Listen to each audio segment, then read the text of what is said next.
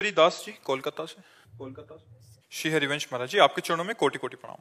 महाराज जी, आप कहते हैं कि भगवान हमेशा हमारे हर सुख या दुख में साथ होते हैं। तो महाराज जी, जब हम कोई निर्णय लेते हैं तो कैसे पता चले कि वो सही है या गलत? कैसे पता चले कि हम जो निर्णय लेने? तस्मात् शास्त्रम प्रमाणम ते कार्याकार्यो व्यवस्थितो। इसके लिए शास्त्र प्रमाण है कि हमारा संकल्प गलत है मन का या सही है।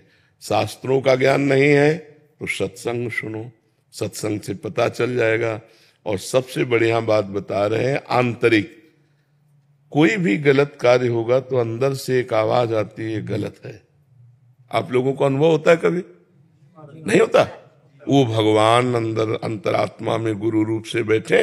जब आप कोई गलत कार्य करने की सोचोगे तो एक भय आएगा, एक शोक सा आएगा, अंदर यार गलत है, नहीं करना चाहिए, पर मनमानी करके हमसे वो करा लेता है। अगर एक सेकंड थोड़ा सा रुक कर अंतर की बात सुन लो तो आपको किसी से पूछने की जरूरत नहीं, आपकी अंतरात्मा ही गुरु है, वो आपको बता देगी ये गलत है और ये सही है। पर उसके लिए बहुत सूक्ष्म चिंतन चाहिए, नहीं तो मनी राम ऊपर से ऐसा फेंक देंगे कि आपको लगेगा कि अंतरात्मा की आवाज है। मन की मांग को हम अंतरात्मा की आवाज मानकर पापाचरण कर बैठते हैं। कर बैठेंगे नहीं, कर बैठते हैं और अंदर की आवाज को दब जाते। अगर वो अंदर की आवाज हम मान ले तो हमसे पाप कर्म होगा ही नहीं, क्योंकि प्रत्येक प्राणी के अंतर में गुरुदेव विराजमान है, भगवान विराजमान है। अखंड मंडलाकारम व्याप्तम चराचरम, तो सब में गुरुदेव विराजमान है। श्री राम में सब जग जानी, तो सब में भगवान विराजमान है। जब भगवान और गुरुदेव आज्ञा करते हैं उसकी बात मान ले तो हमसे कोई पाप कर्म नहीं होगा। अगर इतना ज्ञान नहीं है तो शास्त्रों को पढ़ो, सत्संग सुनो, तो आपको पता चल जाएगा कि हमारा मन कौन सा गलत संकल्प करता है और कौन सा। वैसे तो बिना पढ़े लिखे भी पता चल जाता है कि गलत हमारा मन सोच रहा है या सही सोच रहा है। राहुल नागर जी, ग्रेटर नोएडा से। राधे राधे। राधे राधे महाराज जी। महाराज जी, मेरे द्वारा जो भी गलत काम वो पाप जाने अनजाने में हुए, उनका पश्चाताप कैसे करूं कि जिससे नई जिंदगी की शुरुआत हो? पढ़े लिखे हो, भागवत का पाठ कर डालो एक बार, और हर समय भगवान का नाम सुमिरन करो। और एक बार भागवत श्रीमद् भागवत महापुराण सर्व पापों का प्रायश्चित कराने में सर्व समर्थ है। घोर पापी वैश्यागामी नीच 7 दिन भागवत सुनकर परम पद का अधिकारी हो गया, धुंधकारी। स्पष्ट कलयुग में परम पद प्रदान करने के लिए भागवत गरज रही है। यदि आप संस्कृत पढ़ लेते हो जी महाराज जी तो बहुत बढ़िया रहेगा। एक माँ श्रीमद् भागवत गीता प्रेस से खरीद लो और रोज 1 अध्याय 2 अध्याय रोज पाठ करो तुम स्वयं, हिंदी और संस्कृत दोनों का, और पूरी भागवत पढ़ डालो और फिर नाम जप करते रहो, तो आगामी पाप की संभावना नहीं रह जाएगी, पूर्व के सारे पापों का नाश हो जाएगा। और 30 मिनट नाम कीर्तन करो 24 घंटे में, 30 मिनट आधा घंटा ऐसा निकालो जो तुम्हें नाम प्रिय उसका कीर्तन करो। नाम संकीर्तनम यस्य सर्व पाप प्रणाशनम। भगवान के नाम का कीर्तन समस्त पापों का नाश कर देता है। तो भगवान की लीला कथा, भगवान का नाम कीर्तन, भगवान का नाम जप, ये परम पद प्रदान कर देगा। पापों का नाश तो स्वाभाविक हो जाएगा, पाप प्रवृत्ति का नाश हो जाएगा। समझ पा रहे हैं आप? डॉक्टर हर्ष तिवारी जी, फिरोजाबाद से। राधे राधे महाराज जी।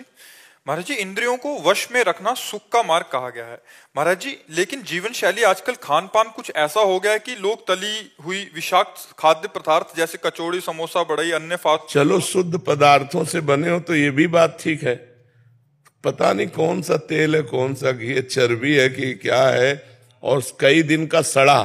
बाजार की चीजें तो मुझे लगता है कि परमार्थिक साधक को तो खाना ही नहीं चाहिए, क्योंकि वो बहुत ही अपवित्र और शरीर के लिए भी हानिकारक। वैसे सब लोग पसंद बाजारे का करते हैं, घर की रसोई करना पसंद करके होटल का ज्यादा पसंद करते हैं, गोलगप्पा ये सब दुनिया की चीजें ज्यादा पसंद करते हैं। मैं ना लंदन से आई थी और मैं जब से आई हूँ तब से गोलगप्पे, छोले भटूरे, पाव भाजी ये सब खाने में लगी हूँ, क्योंकि खाते पीते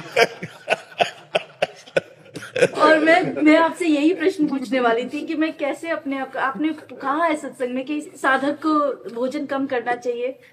असल बात यह है ना कि जब भगवान की प्राप्ति की लगन लगती है तो नहीं खान पान ते भावे है, नहीं कोमल वसन सुहावे है, सब विषय लगे ते खारा है, हरियासिक का मग न्यारा है।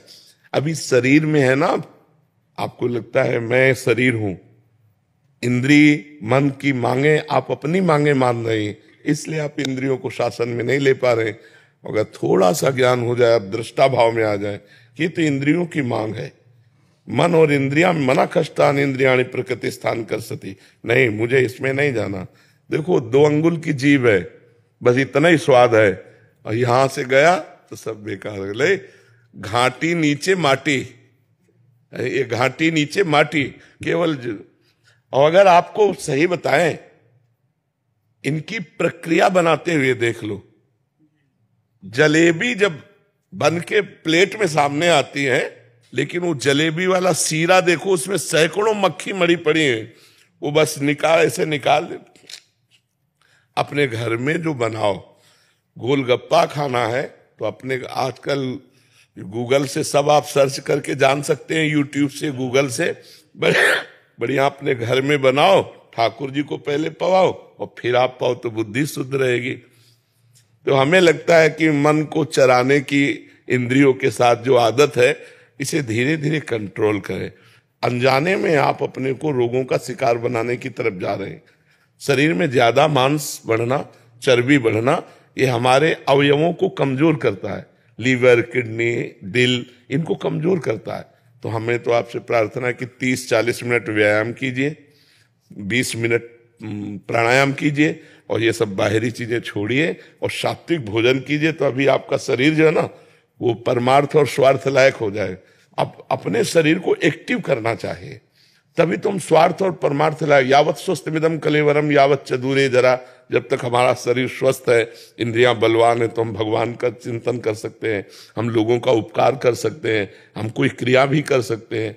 तो इसलिए पिज्जा, बर्गर, आइसक्रीम, ये वो सब ये वेट बढ़ाने वाली चीजें हैं।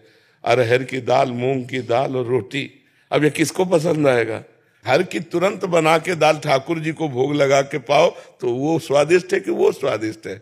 हमें लगता है जहां तक हो सके। अब जैसे कुछ समस्याएं बच्चों की, बाहर पढ़ते हैं या सर्विस करते हैं, अब उनको तो होटलों का खाना ही पड़ेगा, लेकिन हम कहते हैं जिनको भगवान सुविधा दिए हैं, बचो, बाजार और होटलों के भोजन से बचो। पहली बात अपवित्र, और दूसरी बात स्वास्थ्य हानिकारक है, स्वास्थ्य के लिए पक्का हानिकारक है। तुरंत तुम्हारे लिए आटा लगा के नहीं बनता, वो कई कई दिन का आटा जमा होता है लगा हुआ। तुरंत आपको भोजन मिलेगा तो तुरंत आटा थोड़ी लगाया है, तुरंत दाल थोड़ी उबाली, कब का है। आप बासी खाना पसंद करेंगे तो तमोगुण बढ़ जाएगा, भजन में वृत्ति नहीं रहेगी। तो भोजन सुधार तो भजन सुधार हो जाएगा, भोजन सुधार तो हमारे कर्तव्यों का पालन करने की क्षमता आ जाएगी। और ये आप कहते हैं जो बना रहा है उसके विचारों का भी बहुत प्रभाव पड़ता है, बहुत प्रभाव पड़ता है। वो गलत विचारों का तो वही प्रभाव। बिल्कुल, जब आप भोजन पाएंगे तो आपके अंदर गलत चिंतन चलने लगेगा। देखो जैसे कुआं है ना, कुआं का जल हमारे लिए जो पौष्टिक परमाणु चाहिए, जीवाणु चाहिए, वो मिलते थे। कुआं का पानी अब तो गया कुआं। देखो कलयुग का कैसा प्रभाव। मटके में पानी डाल दो तो वो भी शुद्ध हो जाता है। हाँ शुद्ध हो जाता है, क्योंकि रज में ऐसी क्षमता। जल का दोहन भी बहुत लोग कर रहे हैं, बर्बाद कर रहे हैं। तो इसके लिए लताएं कटने के कारण जो वर्षा का अधिक हमको चाहिए पानी, वो नहीं मिल पा रहा है।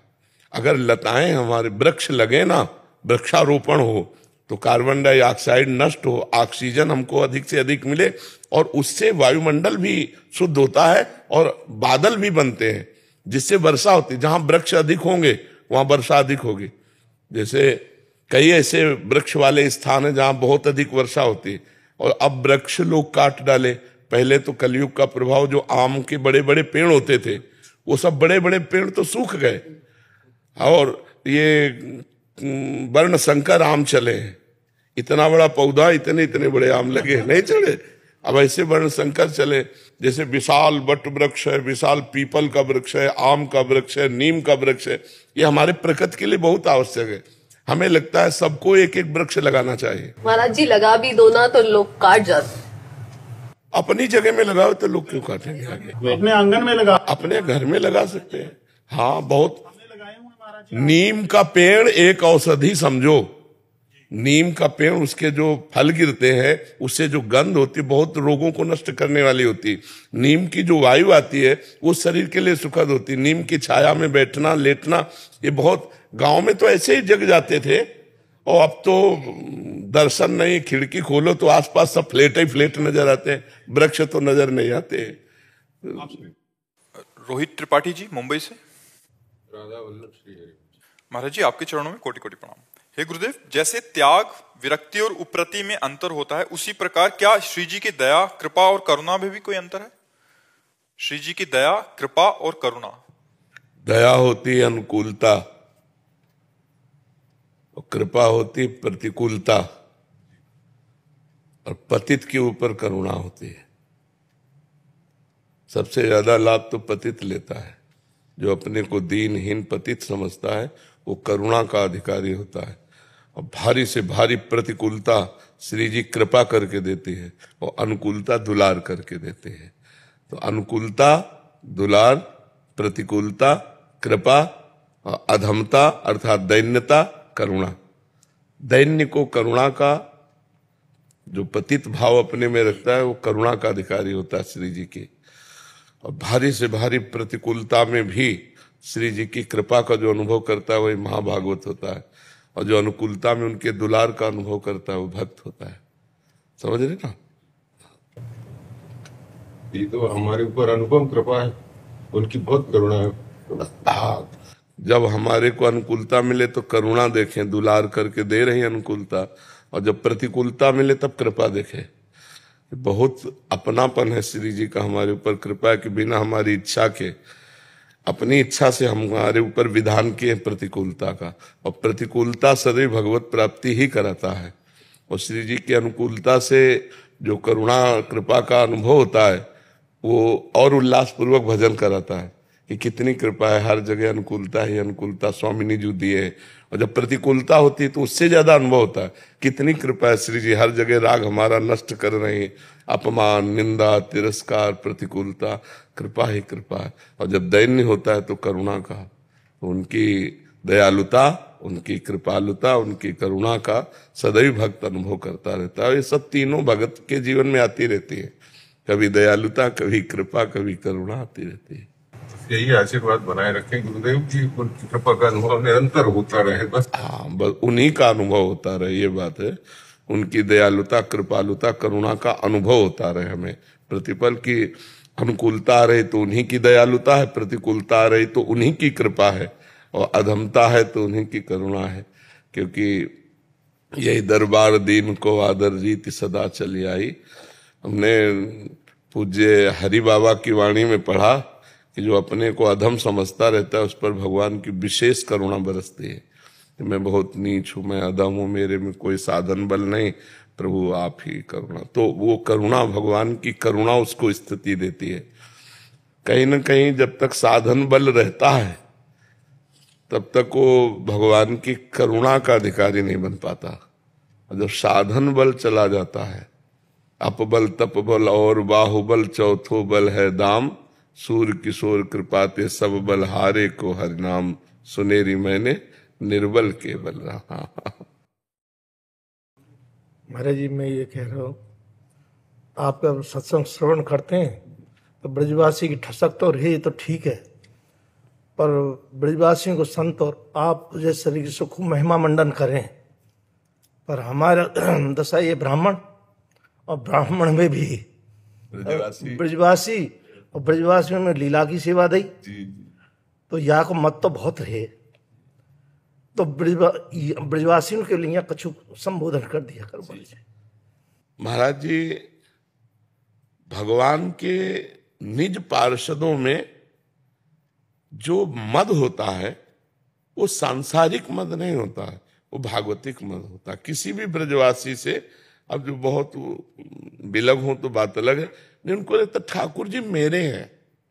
ठाकुर जी से जो अपनेपन का मद होता है ये बना रहना चाहिए, ये त्याज्य नहीं है। प्रयास में महाराज जी अहंकार जब है निंदा जो बनती है ना, हाँ, ये नहीं होना चाहिए, ये नहीं होना चाहिए। तो बीच बीच में महाराज सत्संग में ब्रजवासियों में ये प्राय दोष आ रहा है हम लोगन में जी जी कि निंदा को जो है ना ये जी। थोड़ा तो हाँ, अब ये क्या होता है, लोग धरातल पे होता है। जैसे मानो किसी का यश बढ़ रहा है और हमारी स्थिति उस यश को पचाने की नहीं है, तो उसके दो ही स्वरूप आ जाएंगे, फिर निंदा होने लगेगा संत के प्रति या कोई किसी के भी प्रति। ये अवहेलना है यार महाराज जी, ये अवहेलना हो जाती है। हाँ, तो इससे क्या होता है कि फिर ये तो समझना पड़ेगा कि ब्रजवासी होके भी दुर्गति हो जाएगी। कैसे? जय विजय से जहां विराजमान है भगवत धाम बैकुंठ में, वहां से वापस लौटने का सिद्धांत नहीं है। यद्गत्वा न निवर्तन्ते तद्धाम परमम मम, जहां जाने के बाद पुनः वापस नहीं आना होता। लेकिन संत अवज्ञा कर दी, छड़ी लगा दी, सनक सनंदन को रोक दिया, तो फिर 3 जन्म के लिए असुर भाव, भगवान का विरोधी भाव लेकर उनको जन्मना पड़ा। यद्यप करुणा में भगवान उनके लिए 4 बार जन्मे, उनको तो 3 बार जन्म लेना पड़ा। रावण, कुंभकर्ण, हिरणाक्ष, हिरण्यकश्यप, शिशुपाल, दंतवक्र। भगवान को श्री राम के रूप में रावण कुंभकर्ण का उद्धार, और हिरणाक्ष को भगवान ने वाराह रूप से मारा, और हिरण्यकश्यप को नरसिंह रूप से मारा। 3 हो गए, और शिशुपाल दंतवक्र को कृष्ण रूप से मारा। अगर उनको 3 बार आना पड़ा तो भगवान 4 अवतार धारण किए, तो आना पड़ा। जय विजय से बढ़कर कोई पार्षद नहीं भगवान का। निजी पार्षद संत अवज्ञा के कारण उन भगवान टाल नहीं सके, उनको 3 जन्म के लिए असुर योनि में आना पड़ा।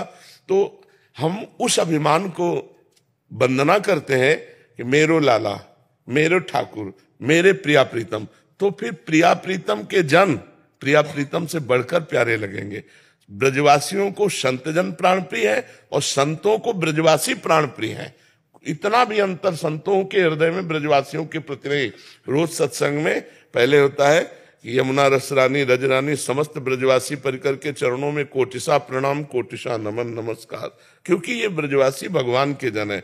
अब वो अपने स्वरूप को भूलकर अगर राग द्वेष की वार्ता या राग द्वेष की चेष्टा, तो फिर पतन हो जाएगा। यही होगा, यही वृंदावन में बनना पड़ेगा। निज जन तो बाहर जाएगा नहीं, मान लो ब्रजवासी तो बाहर तो जाएगा नहीं। तो हम लोगों को चाहिए कि श्री प्रियालाल जी ने इतना बढ़िया मानव जीवन दिया है, तो सब में भगवान है और भगवान के अनुसार सब चल रहे हैं। देखो, हमारी मति बहुत छोटी है और भगवान का विधान बहुत बड़ा है। वो जब जैसा चाहते हैं वैसा करवा लेते हैं जिस जीव से। प्रभु आज्ञा जेहिका जस आई, सो ते भांति रहे सुख लाई। अब जैसे भगवान को आपसे तमोगुणी लीला करानी है, तो आपको तमोगुणी बन के रहना पड़ेगा। आपको रजोगुणी तो रजोगुणी रहे, आपको सतोगुणी तो सतोगुणी, और आपको त्रिगुणातीत तो त्रिगुणातीत, क्योंकि सब त्रिगुणातीत नहीं होंगे। नाटक मंच पर एक जोकर भी होना चाहिए, तो एक राजा रानी भी होने चाहिए, तो एक साधु महात्मा भी होना चाहिए। ये भगवान का संसार का नाटक मंच है। तो जो नाटक देखने वाला है उसको तो लगेगा कि ये थोड़ा बुरा आदमी है, लेकिन डायरेक्टर जानता बुरा नहीं है, बुराई का रोल कर रहा है। मैंने इसे बुराई का रोल दिया है, मैंने इसे राजा का रोल दिया है, मैंने इसे साधु का रोल दिया है, और सब अर्थ के लिए रोल कर रहे हैं। तो ऐसे भगवान की माया से सतोगुण रजोगुण तमोगुण, हम किसी की निंदा न करें, हम किसी की अवहेलना न करें, हम अपना काम बना लें। बहुत जन्मों की तपस्या के बाद ब्रज में जन्म मिला, रजरानी का सेवन हुआ, तो किसी की निंदा न करें, क्योंकि निंदा करने से कुछ हाथ लगता नहीं, अपने सुकृत नष्ट होकर गति बिगड़ जाती है। पर निंदा के किएते आवत नहीं कछुआत, मूर्ख पर्वत पाप को ले चल अपने साथ। और यह कीर्ति जब बढ़ती है किसी की भी, तो अगर सैकड़ों नमन करने वाले होते हैं तो 10-20 तो निंदा करने वाले होते ही हैं, क्योंकि वो भी आदर करते हैं उस यश कीर्ति का। पर वो आदर उनका तमोगुण प्रधान होने के कारण द्वेष में बदल जाता है। अगर राग ना हो तो द्वेष हो ही नहीं सकता। तो वो भी कहीं ना कहीं आदर करते हैं, पर उसका आदर का स्वरूप वो सहन न करने के कारण वो द्वेषात्मक कर बैठते हैं। तो किसी की भी निंदा नहीं करनी चाहिए। ब्रजवासी भगवान के स्वरूप है और संत भगवान निज जन है। तस्मित जने भेदा भावान, भगवान और भगवान के जनों में अभेद दृष्टि रहती है। अभी महाराज जी आप परसों ही एकांतिक वार्ता में साधक का दिनचर्या के विषय में चर्चा हो रही थी। हम जो देख रहे हैं राधा केल कुंज का 40 वर्ष पुरानी स्मृति वापस आ रही है महाराज जी। पूज्य वेणु कुंज वाली महाराज जी, पूज्य वेणु कुंज यही दिनचर्या महाराज जी। ऐसे ही 2 बजे सबको लगा दे और सत्संग जब सूर्योदय हो तो सत्संग का विश्राम हो जाता। जी हाँ, वही हम तो नजर न लग जाए कि राधा केलगंज को किसी कि हम जैसे लोगों की। और ऐसा वातावरण, दिव्य वातावरण आज देखने को प्राय नहीं। 1 मिनट का टाइम किसी साधक को नहीं, 24 घंटे में 1 मिनट। और महाराज सब इतने विनम्र, और हम तो पूज्य बाबा की इसकी कहेंगे, हम प्रश्नकर्ता इतने सुंदर प्रश्न नहीं दे सकते जी। आप जितना सुंदर प्रश्न करते हैं जी। और बड़ी गहराई से, हम प्रश्नकर्ता इतना सुंदर प्रश्न नहीं कर पाएंगे। और उसका समाधान जब यहाँ से होता है तो उसके लिए तो मैं महाराज जी क्या कहूँगा। और ये सब पूज्य भाई जी और पूज्य बाबा की कृपा से है, जो उनकी जूठन मिली है पूज्य महापुरुषों की, वही हम बांट रहे हैं। और सतत महापुरुषों की कृपा से हमारे जन समुदाय को लाभ प्राप्त हो रहा है, लाखों करोड़ों लोगों को। तो इसलिए हमें लगता है कि तो ये है कि सुबह नियम अपना रहता है। तो गुरुदेव ने ये कहा कि लाख काम छोड़ के पर अपना जो नियम है तो वो 8 बजे तक प्राय वो होता है। तो मैं महाराज जी को एक तो प्राकट उत्सव की महाराज जी अग्रिम बधाई कि हमारी आयु लग जाए महाराज जी, आप विराजे रहें ऐसे ही, ऐसे विराजे रहें जिससे हम जैसे लोगों को कल्याण होता रहे। बालकृष्ण जी। महाराज जी आपके चरणों में कोटि कोटि प्रणाम। महाराज जी, भगवत गीता में एक श्लोक आता है, उसका अर्थार्थ है, जो मनुष्य कर्म में अकर्म देखता है और जो अकर्म में कर्म देखता है वो मनुष्यों में बुद्धिमान है, वो योगी समस्त कर्मों को करने वाला है। महाराज जी इसका आश्रय क्या है? प्रकृति में हर समय क्रिया होती रहती है। जो अकर्म में कर्म देखता है, मानो आप बैठे हैं कुछ नहीं कर रहे हैं लेकिन कर्म हो रहा है, अंदर देखो हो रहा है ना। मन ये भी प्रकृति का है, बुद्धि ये भी प्रकृति की है, चित्त ये भी प्रकृति का है, अहम ये भी अंतःकरण धर्म है। हर समय क्रिया हो रही। अकर्म में कर्म, आप कुछ कर तो नहीं रहे, अकर्म है बाहर से, लेकिन अंदर से देखो हो रहा है ना, हो रहा है। स्वीकृति है कि नहीं? हो रहा है ना। एक क्षण भी कोई बिना कर्म किए नहीं रह सकता। ये हुआ अकर्म में कर्म। अब कर्म में अकर्म ये कहां हो रहा है? प्रकृति में हो रहा है। तुम कौन हो? परमात्मा के अंश हो। तुम में कोई क्रिया हो रही क्या? समझ पा रहे? कर्म में अकर्म, अकर्ता, आप करता नहीं है। गुणानुगुण वर्तनते, प्रकृति में ही क्रिया हो रही, परमात्मा में नहीं। आप परमात्मा स्वरूप हो, आप परमात्मा के अंश हो। तो कर्म में अकर्म और अकर्म में कर्म। बाहर से कोई क्रिया नहीं हो रही, अंदर से प्रक्षण किया हुई। अकर्म में कर्म, और जो क्रिया हो रही वो प्रकृति में हो रही। गुण गुण में बरत रहे हैं, प्रकृति में बरत रही, परमात्मा में कोई क्रिया नहीं हो रही। समझ पा रहे ना? वही यथार्थ देखता है, सत्य विषय यही देखता है। सुदक्षिणा चक्रवर्ती जी कोलकाता से।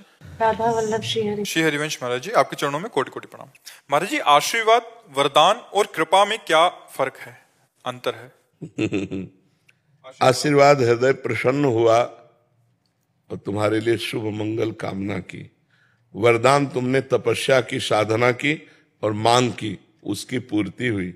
और कृपा भगवान की तरफ से अहेतु की होती है, इसमें कोई हेतु नहीं होता है।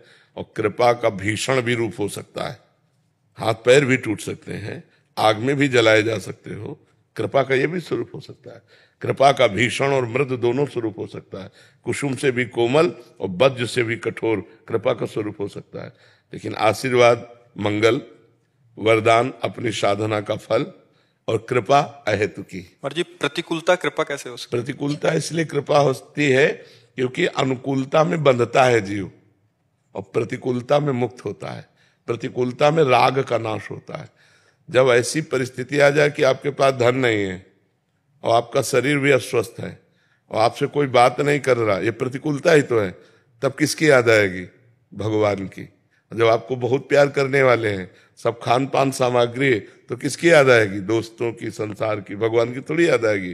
प्रतिकूलता में भगवान की याद आती है, और भगवान की याद आना मंगल है, क्योंकि भगवान मंगल भवन है। इसलिए कृपा, प्रतिकूलता वो कृपा है जो बड़े बड़े बंधनों को एक क्षण में काट देती है और काट कर भगवान से जोड़ देती है, उसे प्रतिकूलता कहते हैं। तिरस्कार, अपमान, निंदा, निर्धनता, सब सुखों की हानि हो जाना, ये सब कृपा से होता है, क्योंकि इससे भगवान से चित्त जुड़ता है। और जब अनुकूलता, सम्मान, प्रतिष्ठा, धन बढ़ना, इससे संसार से मन, और संसार से मन जुड़ने का मतलब है संसार नाशवान, हमारा समय व्यर्थ गया। और भगवान से मन जोड़ने का मतलब है अविनाशी, हमारा समय सार्थक हुआ। तो समय सार्थक हुआ, कृपा हो गई। समय व्यर्थ चला गया, हम कृपा से वंचित रह गए। इसलिए भक्तों ने, संतों ने इसे कृपा कहा है। जी हम तो सम्मान, यश, प्रतिष्ठा और जो अपने मन अनुकूल होना, इसी को कृपा मानते हैं, बट इसको तो हम उस समय समझ ही नहीं आता। हाँ, तो इसीलिए भगवान अपनी तरफ से देते हैं, भी तुम्हारी चाह थोड़ी करते हैं, अपनी तरफ से देते हैं। जब भगवान कृपा करते हैं तो उसके सारे बंधनों को काट देते हैं। जहां जहां उसका बंधन होता है वहीं वहीं वो कुल्हाड़ चला देते हैं।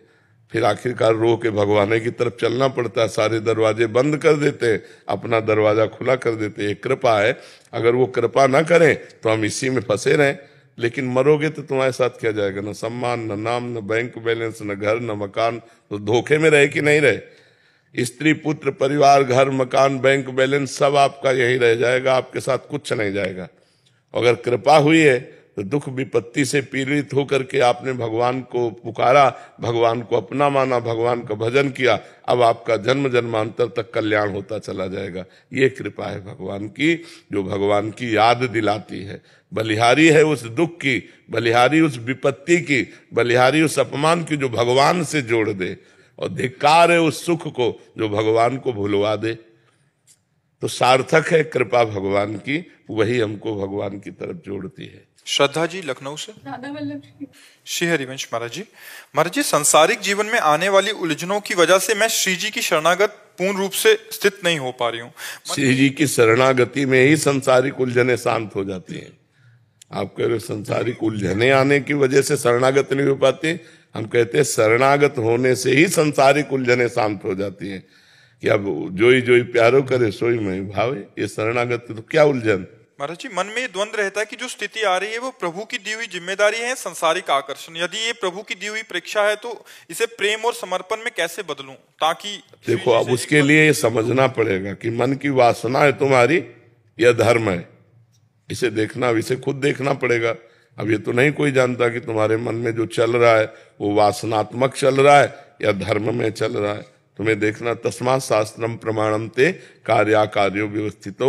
शास्त्र के अनुसार कार्य और अकार्य की व्यवस्था की गई है। यदि शास्त्र कहता है ये नहीं करना चाहिए तो पाप है, मत करो।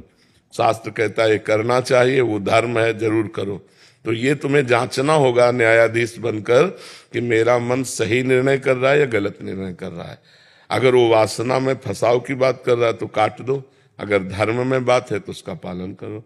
जैसे पति का वर्ण करके उसके अनुकूल चलना धर्म है, और ये अन्य दोस्त बनाकर व्यभिचार करना है घोर अधर्म है। ऐसे ही पूरे सब निर्णय देख लेने चाहिए। सुनील तिवारी जी जयपुर से। श्री हरिवंश श्री हरिवंश महाराज जी। महाराज जी, आपका प्रश्न है कि आपके शरीर के धर्म पत्नी और बच्चे दृढ़ भाव हो गया कि वो वृंदावन वास करना चाहते हैं, बट इनके माता पिता जयपुर या राजस्थान में निवास करते हैं।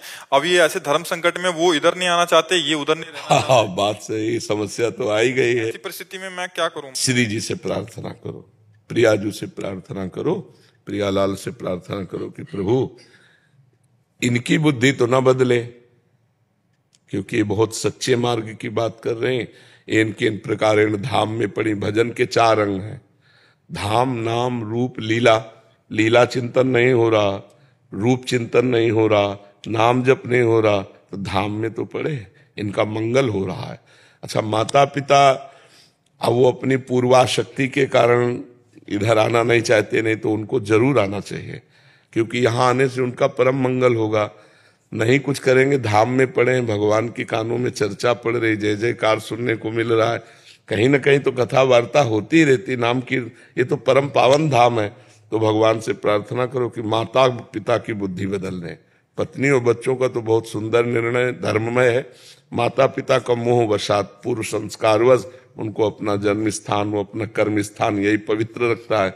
अब इनको दीवालों को छोड़कर मैं मोह का कारण, तो इसलिए भगवान से प्रार्थना करो। इससे क्या गुरुदेव, अकेला ही बेटा हूं मैं, तो मतलब माता पिता को भी नहीं छोड़ा जा सकता। बिल्कुल बिल्कुल ठीक बात है।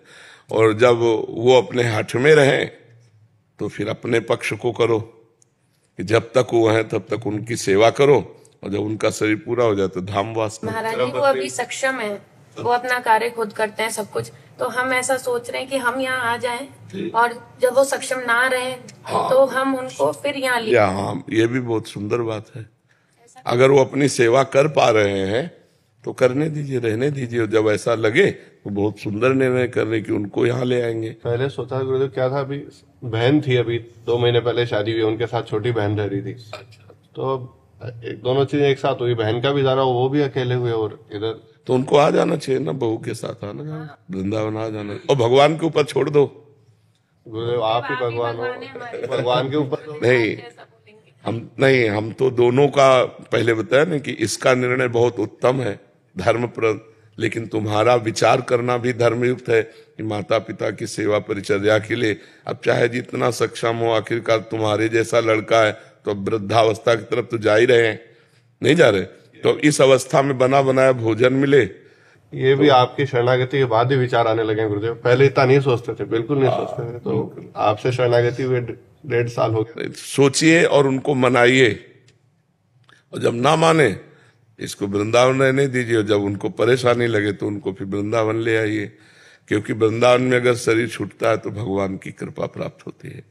कैसा भी पापी अगर वृंदावन में शरीर छोड़ दे तो उसका कल्याण हो जाएगा, पक्का समझ। धाम है ना, जैसे काशी पुरी है, भगवान की पुरियों में शरीर छोड़ना, भगवान के धाम में से, ये बड़ा मंगलमय कार्य है। तो तुम्हारे माता पिता को ये करना चाहिए कि धाम का आश्रय लेना चाहिए। के लिए गुरुदेव एक छोटी सी फैक्ट्री चलाता हूँ जयपुर में। हाँ, कोई बात नहीं, कोई बात नहीं। जैसे भगवान, मान लो आप फैक्ट्री चलाते हो, कोई कोई तो रिक्शा चलाता है।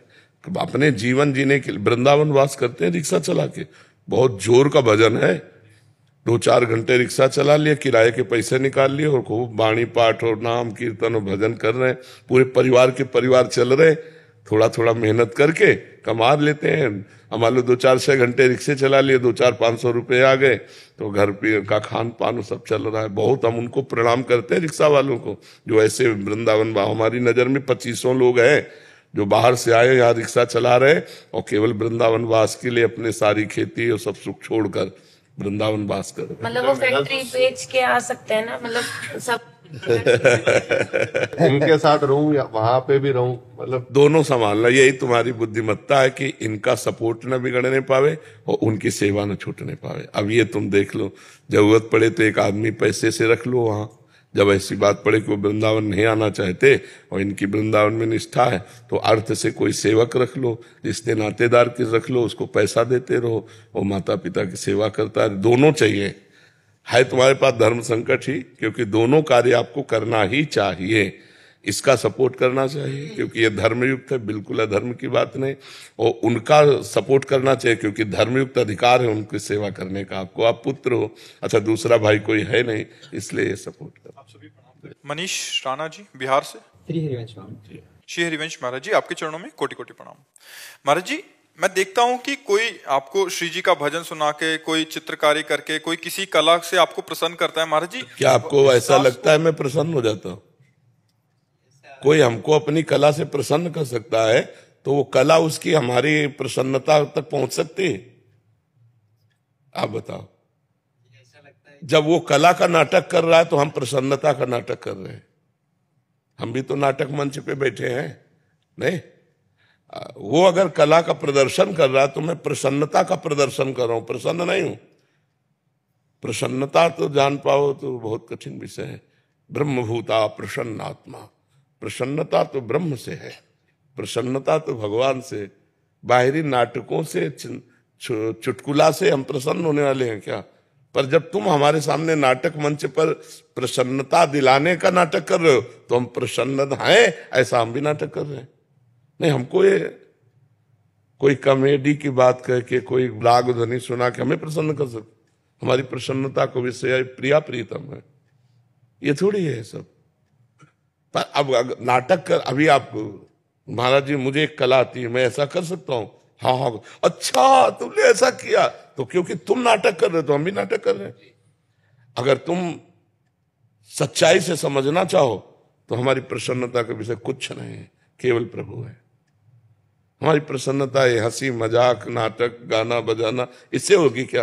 महाराज जी आपको प्रसन्न कैसे कर सकते हैं? बताए हम तुम्हें, रहस्य बता रहे, राधा राधा राधा, इससे प्रसन्न करो, अच्छे आचरण करो, खूब नाम जप करो, और जो दुख सुख आवे उसे सह लो, भगवान की शरण में रहो, ये देखकर हम प्रसन्न हो जाएंगे। महाराज जी कभी कभी ऐसा लगता है कि अगर मेरे अंदर भी कुछ होती तो शायद मैं एक वजह बन पाता आपको। वो अहंकार की पुष्टता का वजह बनता, हमारी प्रसन्नता का नहीं। ऐसा कभी कभी लगता है भगवान ने मुझे पूरा खाली छोड़ दिया। ये बहुत बढ़िया किया, तभी तो भरेंगे प्रेम रस।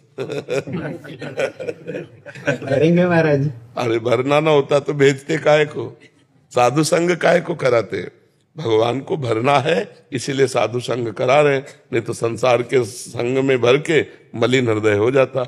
अब साधु संग करा रहे, इसका मतलब कुछ अच्छा करना है उनको। मुझे बस लगता है कि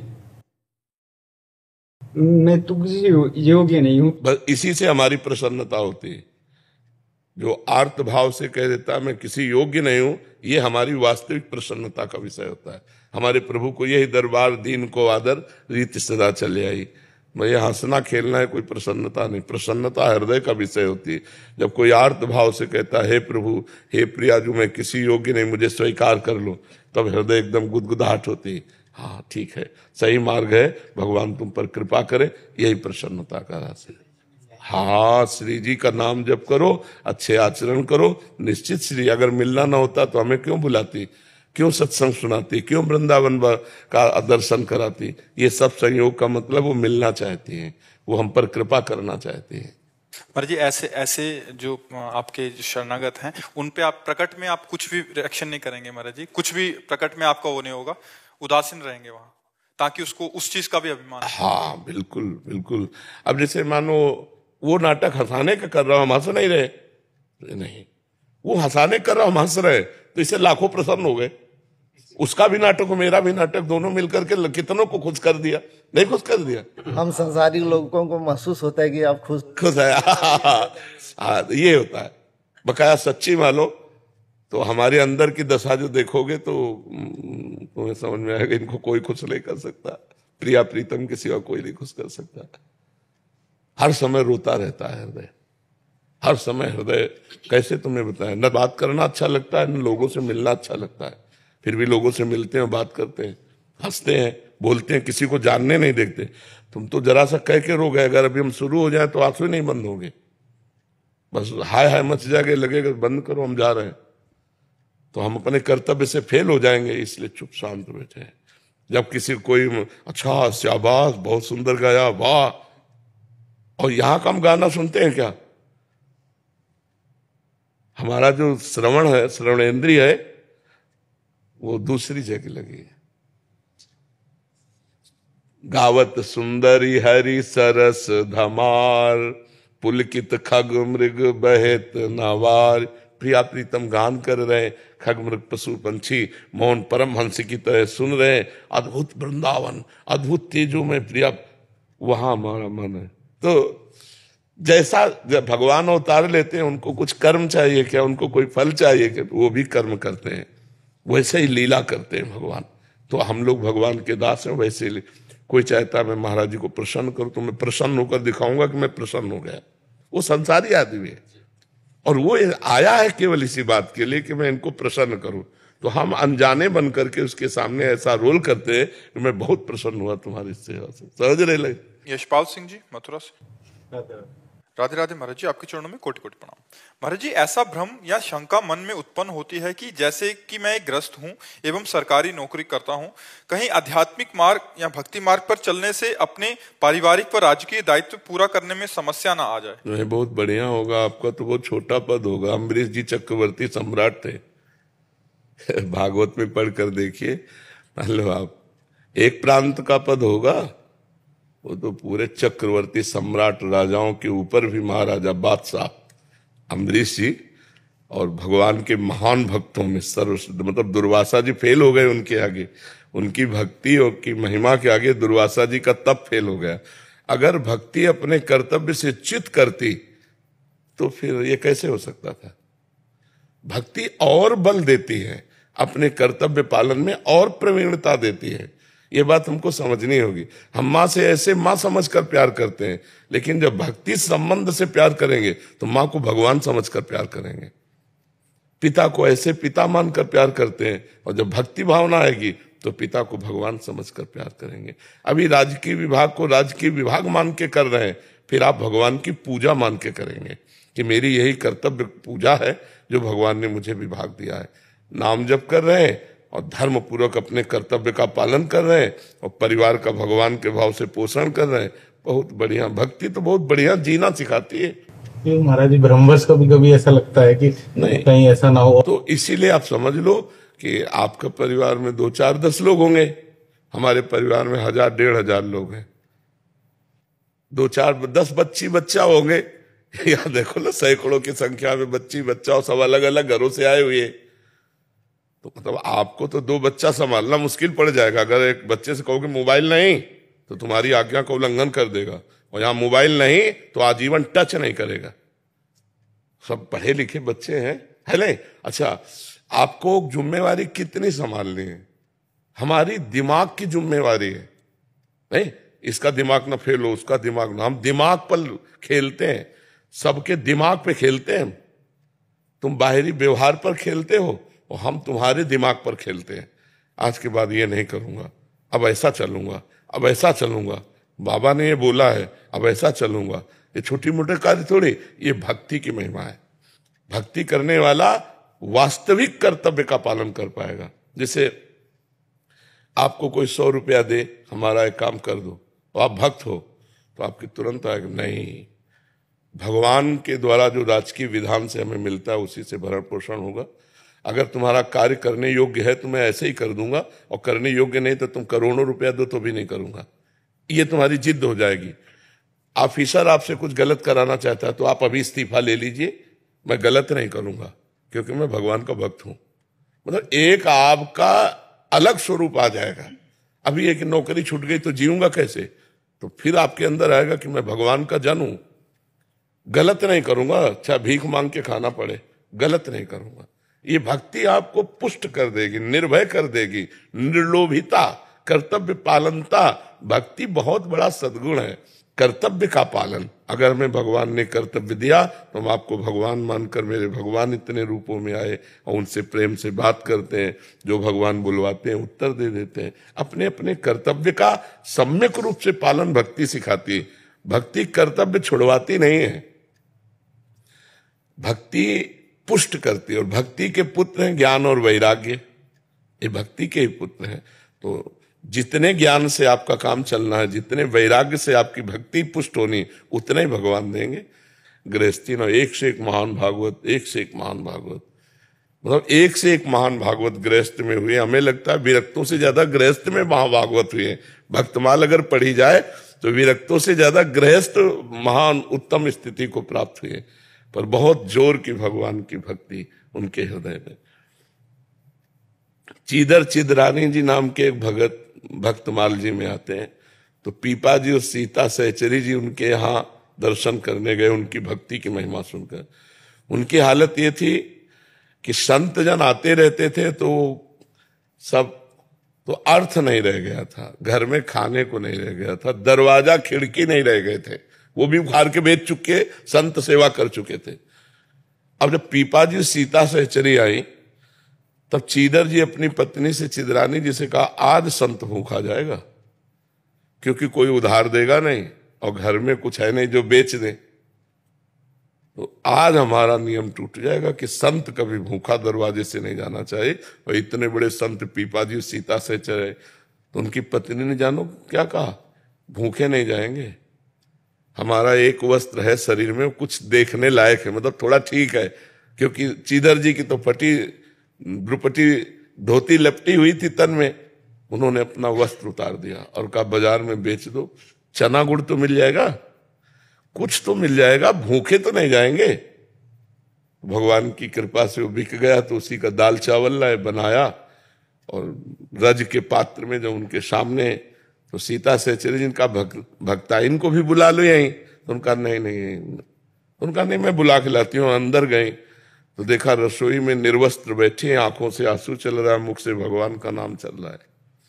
सीता सहचरी समझ गई घर की हालत देख के, और तो उनका सखी तुम निर्वस्त्र क्यों बैठी हो? तो उन्होंने आंख खोल के देखा, कहा हमने तो सुना था आप द्वारिकाधीश का साक्षात्कार करके आई होगी, तो द्वारिकाधीश की चर्चा करोगी क्या? इस नाशवान शरीर की चर्चा शुरू कर दी है। तो नंगा ही पैदा हुआ था, मरेगा तो ऐसे ही जल जाएगा, इसकी चर्चा क्या? भगवान की चर्चा। कितने महान भक्त। सीता सहचरी जी लौट के आई पीपा जी के पास, कान में बताया कि हम तो समझते थे कि राज रानी है, महल सब कुछ त्यागा, लेकिन इनके त्याग के आगे हमारा किनका भी त्याग नहीं है। अपने शरीर के वस्त्र को बेचकर ये भोजन आया है। भक्ति सर्वस्व त्याग, सर्वस्व बलिदान और निष्ठा। तो आप अपने पद का अगर निष्ठा पूर्वक पालन करें तो बहुत बड़ी पूजा भगवान की होगी। जो भी आपको कर्तव्य कर्म में मिला हो, और नाम जप करते हुए अपने परिवार का पोषण करें, ये भगवान की भक्ति सिखाती है। भगवान की भक्ति ऐसा नहीं कि अपने कर्तव्य का त्याग सिखाती हो, कर्तव्य के लिए त्याग सिखाती है। अपने कर्तव्य के पालन के लिए प्राण भी दे दें हम, ये भक्ति सिखाती है जी।